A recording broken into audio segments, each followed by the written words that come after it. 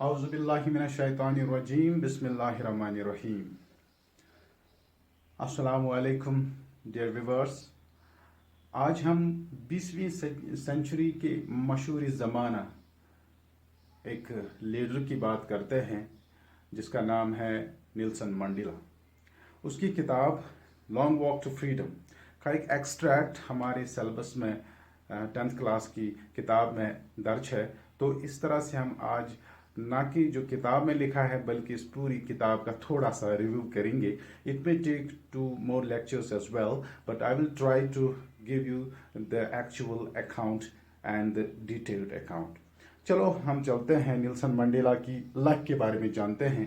یہ Nelson Mandela بچپن سے لے کر کے اتنا بڑا لیڈر کیسے گرو ہوا, کس طرح اس نے اپنی اسٹرگل کر کے ساؤتھ افریقہ کو ایک امن کا گہوارہ قائم کر دیا جہاں پہ اتنی زیادہ جہاں پہ انسانوں کو انسانی حقوق کی آزادی بھی نہیں تھی. تو بات کرتے ہیں نیلسن منڈیلا کی. نیلسن منڈیلا کا اصلی نام جو تھا یہ لولی لالا تھا. لولی لالا یعنی نیلسن منڈیلا کا اصلی نام نیلسن منڈیلا نہیں بلکہ رولی لالا تھا.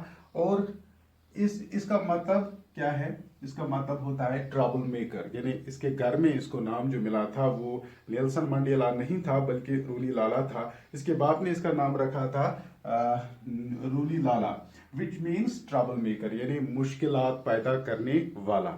اور کیسے اس نے مشکلات پیدا کی ان لوگوں کے لیے جو انسانی حقوق کی خلاف ورزی کرتے تھے اور ان لوگوں کے لیے جو پوری دنیا پہ اپنی طاقت کا تسلط کرنا چاہتے تھے, اور کس طرح اس نے ساؤتھ افریقہ کو اس بڑے ہیومن ڈیزاسٹر سے بچایا اور تاریخ میں اپنا نام سنہرے الفاظ میں لکھ لیا.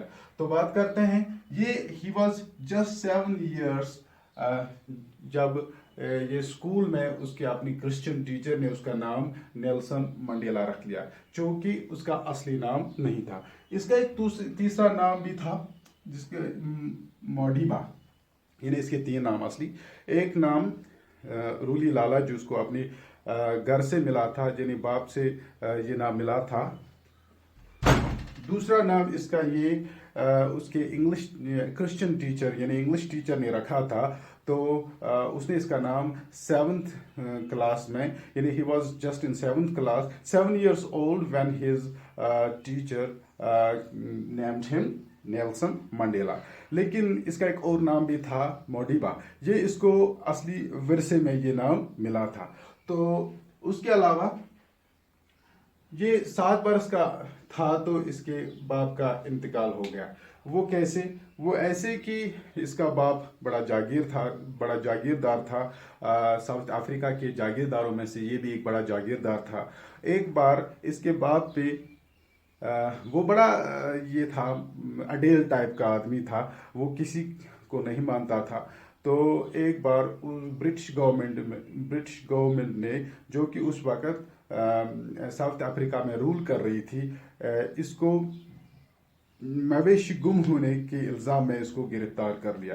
لیکن اس کے بعد اس کا پورا جاگیر ہڑپا گیا اور اس کے بعد اس کی موت واقع ہو گئی.